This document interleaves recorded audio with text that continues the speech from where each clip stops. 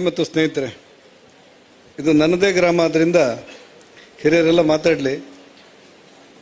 ಒಂದು ವಿಚಾರ ಮಾತ್ರ, ಅದಕ್ಕೆ ಕಾರಣೀಕರ್ತರು ಈ ಕೊಡತಟ್ಟು ಗ್ರಾಮ ಪಂಚಾಯತ್ನ ಜೊತೆ ನಾವೆಲ್ಲ ಇದ್ದೇವೆ ಅಂತೇಳಿ ಸಹಕಾರ ಮಾಡಿದವರು.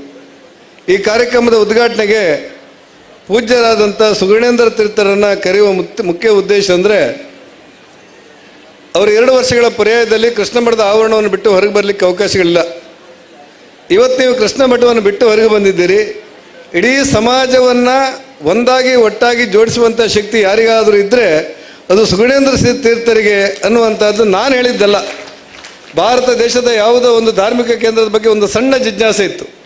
ಪ್ರಧಾನಮಂತ್ರಿಯವರಿಗೆ ಯಾರಿಗಿದ್ದನ್ನು ಕೊಟ್ಟರೆ ಸರಿಯಾಗುತ್ತೆ ಅಂತ ಹೇಳಿದಾಗ ನೆನಪು ಬಂದದ್ದೇ ಉಡುಪಿಯ ಪುತ್ತಿಗೆ ಮಠದ ಸುಗುಣೇಂದ್ರ ತೀರ್ಥರು ನೆನಪಾಗಿ ಅವರಿಗೊಂದು ನಿರ್ದೇಶ, ಅವರಿಗೊಂದು ವಿನಂತಿ ಮಾಡಿ ನೀವು ಈ ಸಮಸ್ಯೆಯನ್ನು ಪರಿಹಾರ ಮಾಡಬೇಕು ಅಂತ ಹೇಳ್ತಾರೆ. ಅಂತಂದರೆ ಇಡೀ ವ್ಯವಸ್ಥೆಯಲ್ಲಿ ಸುಗುಣೇಂದ್ರ ತೀರ್ಥರಿಗೆ ಅವರದ್ದೇ ಆದಂಥ ಶಕ್ತಿ ಮತ್ತು ಸಾಮರ್ಥ್ಯಗಳಿದೆ.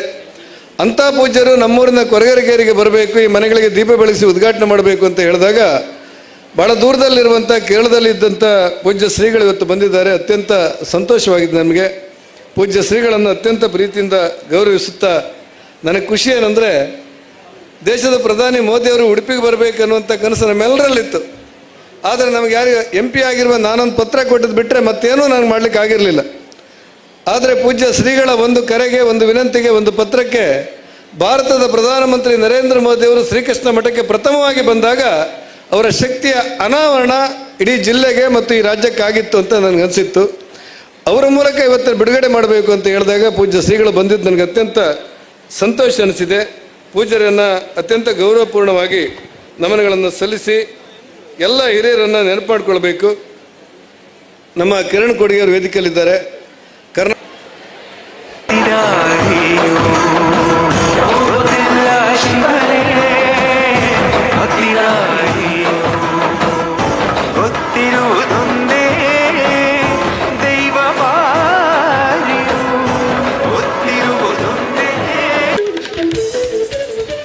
ಕರ್ನಾಟಕ ಬ್ಯಾಂಕಿಂದ ಈ ಅನುದಾನ ತರುವಿರೆ ಮಾನ್ಯ ಶಾಸಕರಾದ ಶ್ರೀಯುತ ಕಿರಣ್ ಕುಮಾರ್ ಕೊಡ್ಗೆಯವರ ಪಾತ್ರ ಬಹಳಷ್ಟಿದೆ ಎನ್ನುವುದನ್ನು ಈ ಸಂದರ್ಭದಲ್ಲಿ ನೆನೆಸ್ಕೊಳ್ತಾ ಇದ್ದೇವೆ.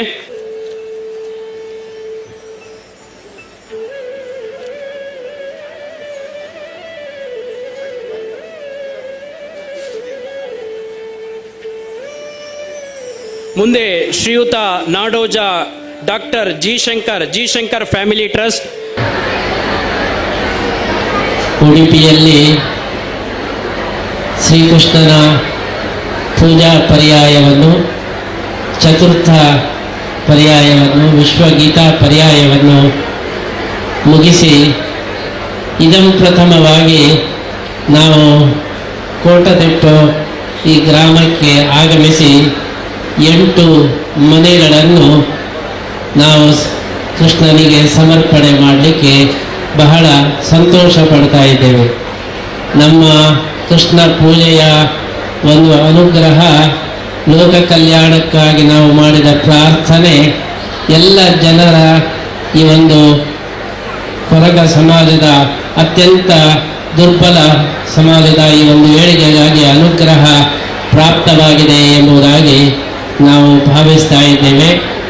ಕೃಷ್ಣನಿಗೆ 8 ಅಂದರೆ ಬಹಳ ಇಷ್ಟ. ಆದ್ದರಿಂದಲೇ ಉಡುಪಿಯಲ್ಲಿ 8 ಮಠಗಳನ್ನು ಸ್ಥಾಪನೆ ಮಾಡಿದ್ದಾರೆ. ಕೃಷ್ಣನಿಗೆ ಅಷ್ಟಮಹಾಮಹಿಷಿಯರು ಅಂತ 8 ಜನ ಮಹಾಮಹಿಷಿಯರು.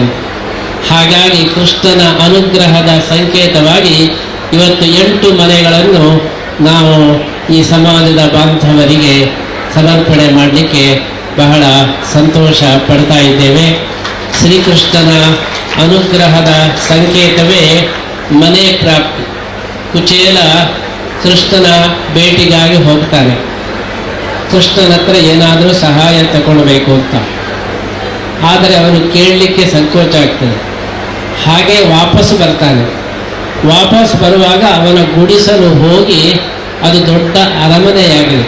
ಕೃಷ್ಣನ ಅನುಗ್ರಹದಿಂದ ಗುಡಿಸಲು ಹೋಗಿ ಅರಮನೆಯಾಗಿದೆ.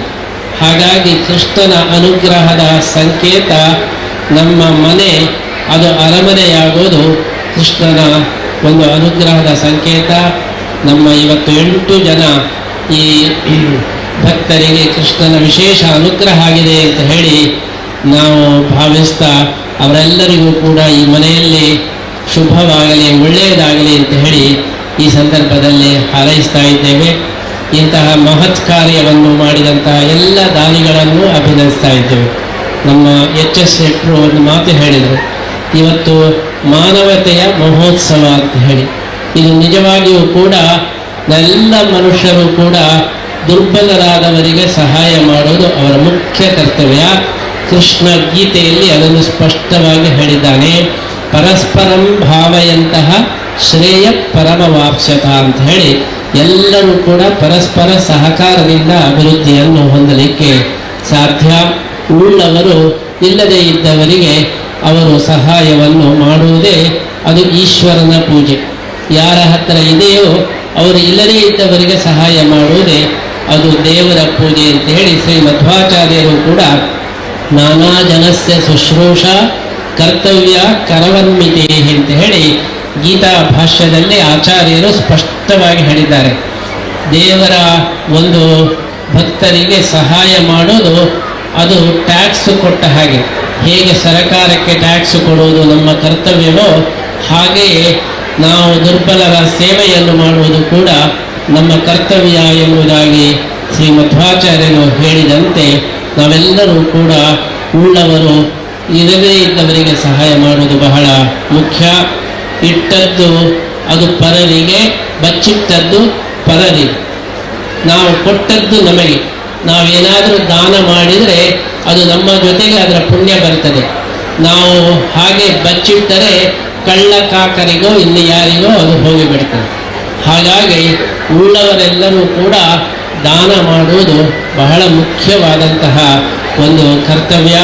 ಅಂತಹ ದೃಷ್ಟಿಯಲ್ಲಿ ಈ 8 ಮನೆಗಳಿಗೆ ದಾನ ಮಾಡಿದಂಥ ಎಲ್ಲ ದಾನಿಗಳನ್ನು ಕೂಡ ನಾವು ಇವತ್ತು ವಿಶೇಷವಾಗಿ ಅಭಿನಂದಿಸ್ತಾ ಇದ್ದೇವೆ. ನಮ್ಮ ಶ್ರೀನಿವಾಸ ಪೂಜಾರಿ ಅವರು ಹೇಳಿದರು, ನಮ್ಮ ಊರಿನಲ್ಲಿ ದಾನಿಗಳ ಬರ ಇಲ್ಲ, ದಾನಿಗಳು ಬಹಳ ಇದ್ದಾರೆ. ಅವರು ನೋಡ್ತಾ ಇರೋದು ಒಳ್ಳೆಯ ಅವಕಾಶ ಬಂದಾಗ ಎಲ್ಲರೂ ಕೂಡ ದಾನ ಮಾಡಲಿಕ್ಕೆ ಸಿದ್ಧರಾದವರಿದ್ದಾರೆ. ಅಂತಹ ಒಳ್ಳೆಯ ಅವಕಾಶ ದಾನಿಗಳಿಗೆ ಸಿಕ್ಕಿ ಅವರು ಇದರಿಂದ ವಿಶೇಷವಾದ ಪುಣ್ಯವನ್ನು ಕೂಡ ಸಂಪಾದನೆ ಮಾಡಿದ್ದಾರೆ ಅಂತ ಹೇಳಿ ಭಾವಿಸ್ತಾ ಎಲ್ಲ ದಾನಿಗಳಿಗೂ ನಮ್ಮ ಗ್ರಾಮ ಪಂಚಾಯಿತಿಗೂ ಕೂಡ ವಿಶೇಷವಾದ ಒಂದು ಅಭಿನಂದನೆಯನ್ನು ಈ ಸಂದರ್ಭದಲ್ಲಿ ನಾವು ಮಾಡ್ತಾ ಇದ್ದೇವೆ. ನಮ್ಮ ಕೃಷ್ಣ ಗೀತೆಯಲ್ಲಿ ಹೇಳಿದ ಹಾಗೆ ಉದ್ಧರೇದ್ ಆತ್ಮನಾತ್ಮಾನಂ ನಾತ್ಮಾನಂ ಅವಸಾದೇ. ನಮ್ಮ ಉದ್ಧಾರವನ್ನು ನಾವೇ ಮಾಡಿಕೊಳ್ಬೇಕು. ನಾವು ಮುಂದೆ ಬಂದರೆ ಉಳಿದವರೆಲ್ಲ ಸಹಾಯ ಮಾಡ್ತಾರೆ. ನಾವು ಮುಂದೆ ಬರಲಿಲ್ಲ ಅಂದರೆ ಉಳಿದವರು ಸಹಾಯ ಮಾಡೋದಿಲ್ಲ. ಹಾಗಾಗಿ ಗ್ರಾಮ ಪಂಚಾಯತ್ ಮುಂದೆ ಬಂದು ನಮ್ಮ ಊರು ಉದ್ಧಾರ ಆಗಬೇಕು ಅಂತೇಳಿ ಮುಂದೆ ಬಂದಾಗ ಸರ್ಕಾರವು ಸಹಕಾರ ಮಾಡಿತು, ದಾನಿಗಳು ಸಹಕಾರ ಮಾಡಿದರು. ಎಲ್ಲರ ಸಹಕಾರ ಬರಲಿಕ್ಕೆ ಕಾರಣ ನಮ್ಮ ಒಳ್ಳೆಯ ಗ್ರಾಮ ಪಂಚಾಯತ್ ನಾವು ಮುಂದೆ ಬರಬೇಕು ಎಂಬಂತಹ ದೀಕ್ಷೆಯನ್ನು ಇಟ್ಟುಕೊಂಡು ಅವರ ಪ್ರಯತ್ನ, ಅವರ ಒಂದು ಉತ್ಸಾಹ ಇಂತಹ ಒಂದು ಮಹತ್ ಕಾರ್ಯಕ್ಕೆ ಅದು ಕಾರಣವಾಗಿದೆ ಅಂತೇಳಿ ಭಾವಿಸ್ತಾ ಅವರನ್ನು ಕೂಡ ನಾವು ಈ ಸಂದರ್ಭದಲ್ಲಿ ವಿಶೇಷವಾಗಿ ಅಭಿನಂದಿಸ್ತಾ ಇದ್ದೇವೆ. ಈ ಒಂದು ಕಾರ್ಯಕ್ಕೆ ನಮ್ಮ ಊರಿನವರಾದಂಥ ಋಷಭ್ ಶೆಟ್ಟಿಯವರು ಕೂಡ ಆಗಮಿಸಿದ್ದಾರೆ ಅಂತೇಳಿ ಹೇಳಿದರೆ ಈ ಒಂದು ನಿಮ್ಮ ಸಮಾಜದ ಬಗ್ಗೆ ಎಷ್ಟು ಜನರಿಗೆ, ಎಲ್ಲ ಕ್ಷೇತ್ರದ ಜನರಿಗೂ ಕೂಡ ವಿಶೇಷವಾದಂತಹ ಪ್ರೀತಿ, ಅಭಿಮಾನ ಇದೆ ಎಂಬುದರ ಸಂಕೇತವಾಗಿದೆ. ಅಂತಹ ಈ ಸಮಾಜ ಇನ್ನಷ್ಟು ಮೇಲಕ್ಕೆ ಬರಲಿ. ಇಂತಹ ಅನೇಕ ಸತ್ಕಾರ್ಯಗಳು ಆಗುವ ಮೂಲಕ ನಮ್ಮ ಕೊರಗ ಸಮಾಜ ಎಲ್ಲ ಸಮಾಜದ ಹಾಗೆ ಸಮಾನವಾದ ಸಮಾಜವಾಗಿ ಎಲ್ಲ ಒಂದು ಸೌಲಭ್ಯಗಳನ್ನು, ಅವಕಾಶಗಳನ್ನು ಕೂಡ ಪಡೆಯುವಂತಾಗಲಿ ಅಂತ ಹೇಳಿ ನಾವು ಹಾರೈಸ್ತಾ ಈ ಒಂದು ಸತ್ಕಾರ್ಯಕ್ಕೆ ನಮ್ಮ ಶ್ರೀ ಪುತ್ತಿಗೆ ಮಠದ ವತಿಯಿಂದಲೂ ಕೂಡ 5 ಲಕ್ಷ ರೂಪಾಯಿಯ ಈ ಒಂದು ನಾವು ದೇಣಿಗೆಯನ್ನು ನೀಡ್ತಾ ಈ ಸತ್ಕಾರ್ಯಕ್ಕೆ ಸಾಂಕೇತಿಕವಾದಂತಹ ಒಂದು ದೇಣಿಗೆಯನ್ನು ಕೂಡ ನಾವು ನೀಡ್ತಾ ಇದ್ದೇವೆ. ಇಂತಹ ಕಾರ್ಯಕ್ಕೆ ವಿಶೇಷ ಪ್ರೋತ್ಸಾಹ ಎಲ್ಲ ಕಡೆಯಿಂದಲೂ ಕೂಡ ಬರಲಿ.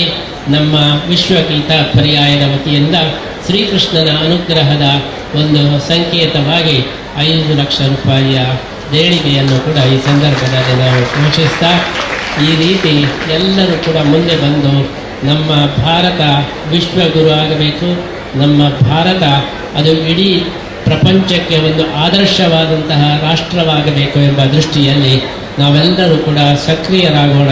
ನಮಗೆಲ್ಲರಿಗೂ ಕೂಡ ಶ್ರೀಕೃಷ್ಣ ಮುಖ್ಯ ಪ್ರಾಣದೇವರ ಅನುಗ್ರಹ ಇರಲಿ ಅಂತ ಹೇಳಿ ಪ್ರಾರ್ಥಿಸುತ್ತಾ, ಈ ಮನೆಯಲ್ಲಿ ಪ್ರತಿಯೊಂದು ಮನೆಯಲ್ಲಿಯೂ ಕೂಡ ಭಗವದ್ಗೀತೆಯ ಪುಸ್ತಕವನ್ನು ನಾವು ಕೊಟ್ಟಿದ್ದೇವೆ.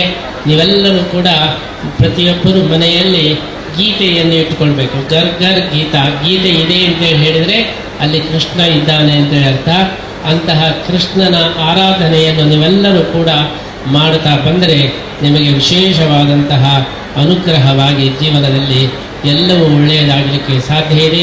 ಅಂತಹ ಅನುಗ್ರಹ ನಿರಂತರವಾಗಿ ದೊರೆಯಲಿ ಅಂತೇಳಿ ಹೇಳ್ತಾ, ಈ ಒಂದು ಸತ್ಕಾರ್ಯದಲ್ಲಿ ಭಾಗವಹಿಸಿದ ಎಲ್ಲರಿಗೂ ಕೂಡ ನಾವು ಶ್ರೀಕೃಷ್ಣ ಮುಖ್ಯ ಪ್ರಾಣದೇವರ ಅನುಗ್ರಹವನ್ನು ಪ್ರಾರ್ಥಿಸುತ್ತಾ ನಮ್ಮ ಮಾತನ್ನು ಮುಗಿಸ್ತಾರೆ. ಹಿಂದಿನ ಪೇಜಾವರರು ಆಗಷ್ಟೇ ಹೇಳ್ತಾ ಇದ್ರು, ಅವರು ಹಲವಾರು ಹಿಂದುಳಿದ ಸಮುದಾಯದ ಕಾಲನಿಗಳಿಗೆ ಭೇಟಿಯನ್ನು ನೀಡಿ ಸಮಾಜದಲ್ಲಿ ತುಂಬ ದೊಡ್ಡ ಮಟ್ಟದ ಒಂದು ರೆವಲ್ಯೂಷನನ್ನು ಮಾಡಿದಂಥವ್ರು. ಅದೇ ರೀತಿಯಲ್ಲಿ ಶ್ರೀಗಳು ಇವತ್ತು ಇಂಥ ಕಾರ್ಯಕ್ರಮಕ್ಕೆ ಬಂದು ಅಂಥ ಒಂದು ಪರಂಪರೆಯನ್ನು ಮುಂದುವರಿಸಿದ್ದಕ್ಕೆ ನಾನು ಶ್ರೀಗಳಿಗೆ ಧನ್ಯವಾದಗಳನ್ನು ತಿಳಿಸೋದಕ್ಕೆ ಇಷ್ಟಪಡ್ತೀನಿ. ಹೀಗೆ ಸಮಾಜದಲ್ಲಿ ಎಲ್ಲರೂ ಒಂದಾಗಿ ಒಗ್ಗೂಡಿ ಕಷ್ಟದಲ್ಲಿರೋರಿಗೆ ಸಹಾಯ ಮಾಡ್ತಾ, ಕಷ್ಟದಲ್ಲಿರೋರಿಗೆ ದಾನ ಮಾಡ್ತಾ, ಎಲ್ಲರನ್ನ ಒಟ್ಟಿಗೆ ತೊಗೊಂಡು ಹೋಗುವಂಥ ಒಂದು ಕಾರ್ಯಕ್ರಮಕ್ಕೆ, ಕೆಲಸಕ್ಕೆ ನಾವೆಲ್ಲರೂ ಒಗ್ಗೂಡಬೇಕು ಅಂತ ನಾನು ಬಯಸ್ತೇನೆ. ಅದರ ಜೊತೆಗೆ ಇವತ್ತು ನಾವು ಸಮಾಜದಲ್ಲಿ ಬೆಳೆದವ್ರ ಬಗ್ಗೆ ಮಾತಾಡ್ತೇವೆ, ಬರೀ ಅದು ಕಾರ್ಯಕ್ರಮಕ್ಕಷ್ಟೇ ಸೀಮಿತವಾಗಬಾರ್ದು. ಕೊರಗ ಸಮುದಾಯದಲ್ಲಿರುವವರಿಗೆ ನಾನು ಕೇಳ್ಕೊಳ್ಳುವಂಥದ್ದು ಏನಂತಂದರೆ, ಮಕ್ಕಳಿಗೆ ವಿದ್ಯಾಭ್ಯಾಸವನ್ನು ಕೊಡಿ. ಇವತ್ತು ಎಷ್ಟೋ ಜನ ಮಕ್ಕಳು ಹಿಂದೆ ನಾನು ಸಣ್ಣವನಾಗಿದ್ದಾಗ ನೋಡಿರುವಂಥವ್ರು, ಅಥವಾ ಈಗ ಇಲ್ಲಿ ನಡೆದಂಥ ಸುಮಾರು ಜನ ಹಿರಿಯರು ಹೇಳಿದ್ರು, ಜಿ ಶಂಕರ್ ಅವರು ಹೇಳಿದ್ರು, ಅವರು ಚಿಕ್ಕ ವಯಸ್ಸಲ್ಲಿ ನೋಡ್ತಿದ್ದಂಥ ಅದು 20-30 ವರ್ಷದ ಹಿಂದೆ ಈ ಸಮುದಾಯದ ಪರಿಸ್ಥಿತಿ ಹೇಗಿತ್ತು, ಇವತ್ತು ಹೇಗಿದೆ ಅನ್ನೋದನ್ನ. ಸೊ ಆದರೆ ಇವತ್ತು ಭಾಳಷ್ಟು ಸುಧಾರಣೆಗಳು ನಡೆದಿದೆ. ಎಷ್ಟೋ ಜನ ಎಜುಕೇಟೆಡ್ಸ್ಗಳಿದ್ದೀರಿ. ಇನ್ನೂ ಹೆಚ್ಚೆಚ್ಚು ಬಹುಸಂಖ್ಯೆಯಲ್ಲಿ ಮಕ್ಕಳಿಗೆ ವಿದ್ಯಾಭ್ಯಾಸವನ್ನು ಕೊಟ್ಟು ಸಮಾಜದಲ್ಲಿ ಉತ್ತಮ ನೆಲೆಗೆ ಅವರು ಬರುವಂತೆ ನೋಡಬೇಕಾಗಿರೋದು ನಮ್ಮೆಲ್ಲರ ಕರ್ತವ್ಯ. ಅಂತಹ ವಿಚಾರಗಳಿದ್ದಾಗ ಖಂಡಿತವಾಗ್ಲೂ ನಾನು ಜೊತೆಗಿರ್ತೇನೆ. ಎಲ್ಲರೂ ಹೇಳ್ತಾ ಇದ್ರು, ನನ್ನ ಸೈಡಿಂದನೂ ಕೂಡ ನಂದು ಒಂದು ಫೌಂಡೇಶನ್ ಇದೆ, ಮಂಜರು ಆವಾಗಲೇ ಹೇಳಿದ್ರು. ಅದರಿಂದ ಶಾಲೆಗೆ ವಿದ್ಯಾರ್ಥಿಗಳಿಗೆ ಸಂಬಂಧಪಟ್ಟಿರುವಂಥ ಕೆಲಸಗಳನ್ನು ಮಾಡ್ತಾ ಇದ್ದೀವಿ. ಇಲ್ಲಿ ನನ್ನ ಕಡೆಯಿಂದ ಏನು ಮಾಡಬೇಕು ಅಂತ ಸೀನಣ್ಣ ಏನು ಹೇಳ್ತಾರೆ ಅದಕ್ಕೆ ನಾನು ಬದ್ಧನಾಗಿದ್ದೇನೆ. ಕರೆದಿದ್ದಕ್ಕೆ ಧನ್ಯವಾದ. Thank you so much.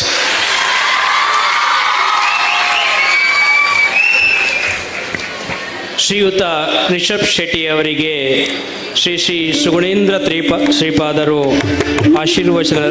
ಆಶೀರ್ವಾದ ರೂಪದಲ್ಲಿ ಶಾಲನ್ನು ಒದಿಸಿ ಫಲಪುಷ್ಪವನ್ನು ನೀಡಿ ಗ್ರಾಮ ಪಂಚಾಯತ್ ಅಧ್ಯಕ್ಷರಾದ ಶ್ರೀಯುತ ಸತೀಶ್ ಕುಂದರ್ ಸ್ಮರಣಿಕೆಯನ್ನು ನೀಡಿ ಗೌರವಪೂರ್ವಕವಾಗಿ ಅಭಿನಂದಿಸ್ತಾ ಇದ್ದೇವೆ. ನೀವು ನಮ್ಮ ಜೊತೆ ಇದ್ದೀರಿ ಹೇಳಿರೋದು ನಮಗೆ ಖುಷಿ ಕೊಟ್ಟಿದೆ. ನಿಮ್ಮ ಆಗಮನವೇ, ನಿಮ್ಮ ಭಾಗವಹಿಸುವಿಕೆಯೇ ಇಡೀ ಕಾರ್ಯಕ್ರಮಕ್ಕೆ ಮೆರುಗು ತಂದು ಕೊಟ್ಟಿದೆ. ನಿಮ್ಮ ಈ ಕಾರ್ಯ ಇನ್ನಷ್ಟು ಮಹತ್ತರವಾಗಿ ನಡೆಯಲಿ, ಸಿನಿಮಾ ಕ್ಷೇತ್ರದಲ್ಲಿ ಇನ್ನಷ್ಟು ಉತ್ತಮ ಪ್ರಸಿದ್ಧಿಯನ್ನು ತಾವು ಪಡೀರಿ ಅಂತ ಹಾರೈಕೆಯನ್ನು ಹೇಳ್ಕೊಳ್ತಾ